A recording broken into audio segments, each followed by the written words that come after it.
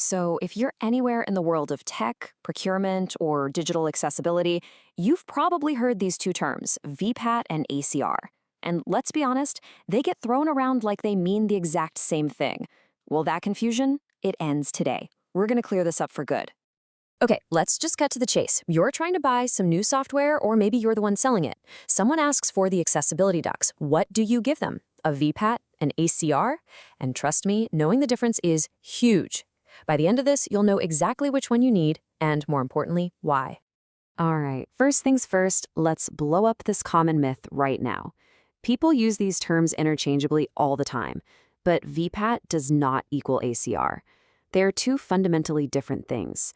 One is a question, the other is the answer. Okay, if you remember just one thing from this whole explainer, make it this.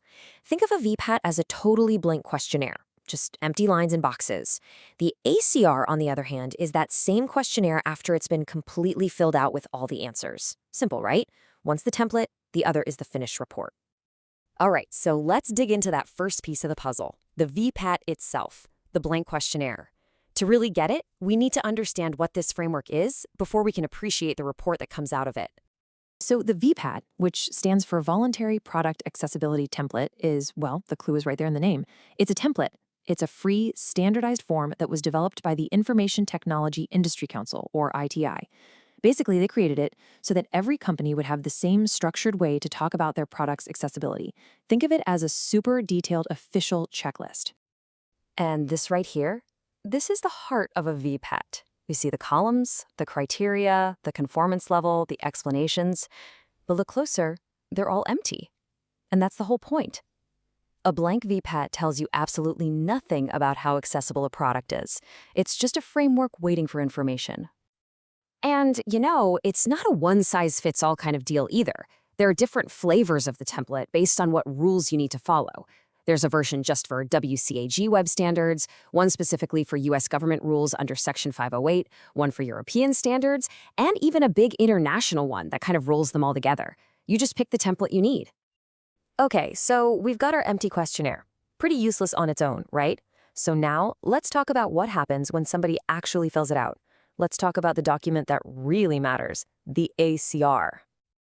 And this is where the ACR, the Accessibility Conformance Report, comes in. This is the main event. It's the final official document you get after a company has taken that blank VPAT template, tested their product against every single line item, and filled in all those empty boxes. This is the report that has all the juicy details. And voila! Take a look at this. Remember that empty table from before? This is what it looks like inside an ACR.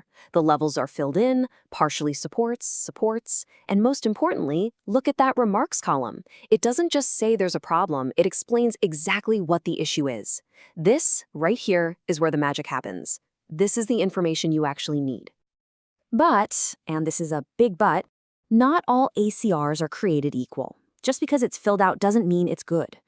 A high-quality ACR is going to be brutally honest. You want to see detailed explanations, especially for the parts that aren't perfect.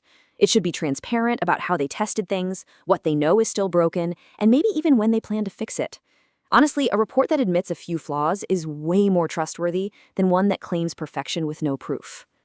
Okay, so template versus report. Got it. But you might be thinking, why does this really matter? Isn't this just arguing about words? Well, no. It matters a ton in the real world, when you're making actual decisions. It all boils down to who these documents are for. A VPAT, the blank template, is a tool for the people creating the report, the internal teams, the vendors. But the ACR, the finished report, that's for the people who need to use the information. We're talking about procurement teams, government agencies, and anyone trying to decide which product to buy. And look, for some of those people, this isn't just a nice to have. For anyone trying to sell software or technology to the US government, this is a deal breaker. No one can force you to use the VPAT template, but Section 508 regulations make it pretty much mandatory to provide a completed ACR. If you don't have one, they literally can't buy your product.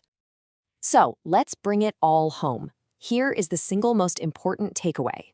When a customer, especially a big one like a government agency or a major corporation, asks you for your VPAT, 99 times out of 100, they are using the wrong word.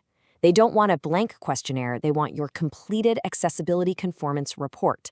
They want the ACR.